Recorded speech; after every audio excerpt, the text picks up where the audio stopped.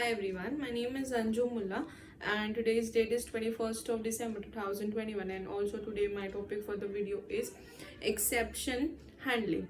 So exception is an unexpected error that or unexpected thing that occurs during runtime or the program execution.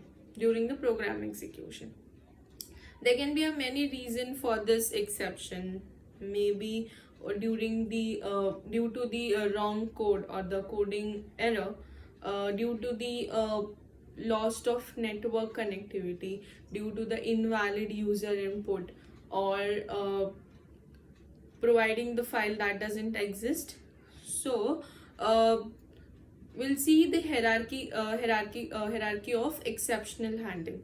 Exception handling hierarchy is something that there's a throwable class. Throwable class is a root class for exception handling, and that split into the two things, that is errors and exceptions.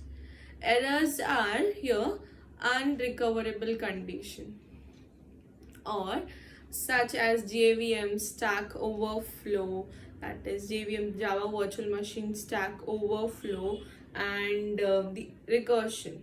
This errors uh, are beyond the control and cannot handled it by the programmer, uh, wherein the exception can handle and caught by the programmer.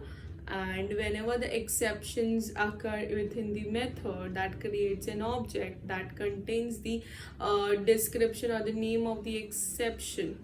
So the exception can again have two types: runtime exceptions and the input output exception. Runtime exceptions are also known as unchecked exceptions. Runtime exceptions can checked during the runtime or say the execution of a program. Whenever the runtime execution occurs due to it occurs due to the programming issues or the coding error. You need to remember, think this out, that whenever this error occurs, that would be occur due to our fault. Then input output exception is also known as checked exception, and this exception can be checked during the compile time. For example, the runtime exception example is that arithmetic exception, that is array index out of bound exception occur, and dividing number by 0, this would be an exception. Here the in input output exception, the exception for example is that opening a file that doesn't exist. So exception would occur that file does not exist. We can handle this all exception by using try and catch block. There is a try and catch block in this exceptional handling to handle the all exceptions. For example, try catch. Here try block is the syntax for the same is try curly braces open close. Catch, in that there's a parameter exception. Here whatever the exception will gonna occur, the name of the exception in the variable name you can say, and the curly braces open close.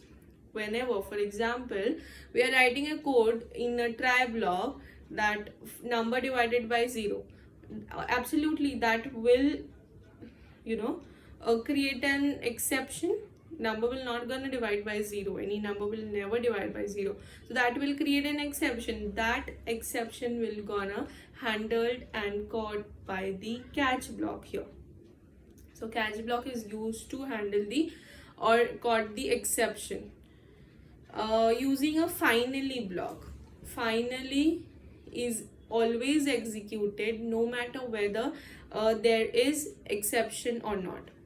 It is an optional, and whenever there is whenever for each try block there is a one final block. For example, try will write in that 5 number divided by 0, that will gonna create an exception. So caught will return an exception or caught by an exception. Again, the finally will always be get executed, and the syntax for the same is finally, open braces and curly braces. Then throw and throws keyword is also there. So throw is used to propagate the unchecked exception, and wherein throws is used to check the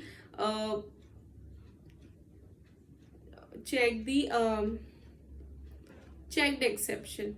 Wherein declaration, throw is used within the method, wherein the throws is used within the method signature.